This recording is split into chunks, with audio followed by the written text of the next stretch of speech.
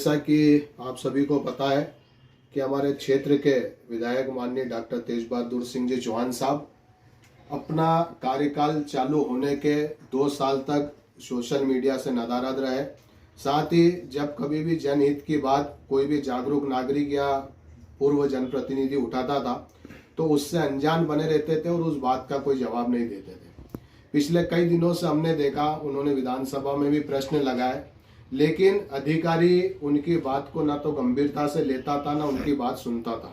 सरकार में भी उनके यही हाल थे कि उन्होंने जब कभी भी नागदा की कोई मांगे उठाई तो सरकार ने भी उनकी बात को गंभीरता से नहीं लिया।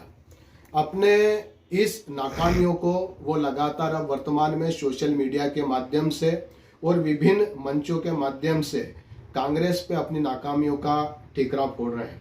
मैं विधायक जी से कहना चाहता हूं कि अपनी नाकामियों का ठिकरा कांग्रेसी और अन्य जागरूक नागरिकों के सिर पर न फोड़ते हुए अपने एक जागरूक प्रतिनिधि होने का परिचय दें।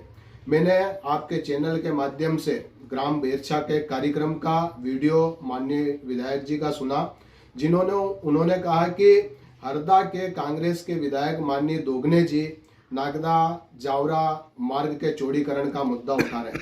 मैं माननीय विधायक चौहान जी से कहना चाहता हूं कि जब क्षेत्रीय जनप्रतिनिधि, क्षेत्रीय विधायक जनता की समस्या को अगर उचित प्लेटफॉर्म पे और विधानसभा में नहीं उठा पा रहा है तो कांग्रेस की और अन्य जागरूक लोगों की जिम्मेदारी बनती है कि वे अपने स्रोतों के माध्यम से, अपने संपर्कों के माध्यम से जनहित की बातें विधानसभा तक, लोकसभा तक पहुंचाई। यही काम हमारे क्षेत्र के जागरूक नागरिकों ने किया है। मैं माननीय विधायक जी से कहना चाहता हूं कि विधायक जी कह रहे हैं कि इस मार्ग का चौड़ीकरण काफी समय से नहीं हुआ, तो मैं पूछना चाहता हूं कि पिछले 2003 से 2026 तक भारतीय जनता पार्टी की सरकार रही, मात्र 1.5 साल कांग्रेस की सरकार रही। इतने साल तक भारतीय जनता पार्टी की सरकार रही, वे वर्तमान में 2 साल से ज्यादा समय हो गया वो विधायक है और इसके पूर्व भी वे कई मजबूत पदों पे प्रदेश स्तर पर, जिला स्तर पर रहे हैं, लेकिन उन्होंने कभी भी नागदा के कोई जनहितैषी मुद्दों को उचित प्लेटफॉर्म पे उठाना उचित नहीं समझा।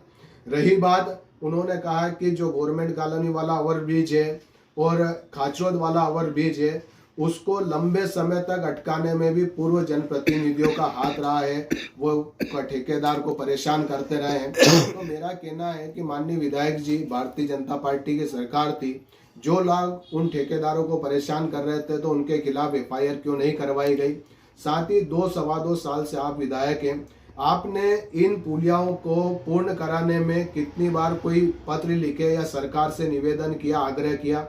दूसरा कहना है कि आपने हाल ही में ग्रीन फील्ड रोड को नीचे किए जाने की बात माननीय मुख्यमंत्री जी ने कही तो उनका आभार प्रदर्शन कराने के लिए सैकड़ों की तादाद में नागदा खाचरोद क्षेत्र से भाजपा के कार्यकर्ताओं को ले गए। उसमें कई प्रजापत समाज के भी आपके पदाधिकारी शामिल थे।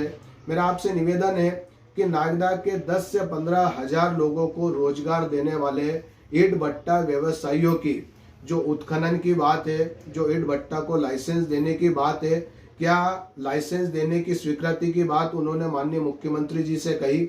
अगर नहीं कही तो उसमें उनकी मजबूरी क्या थी?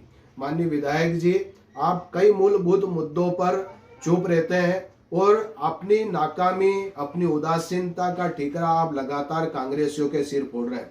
मेरा खबर विंदास के माध्यम से माननीय विधायक जी से निवेदन है कि आने वाले समय में नागदा में जो भी महत्वपूर्ण कार्य है, जैसे अस्पताल का कार्य भी कई दिनों से चल रहा है, वो पूर्णता की ओर नहीं है।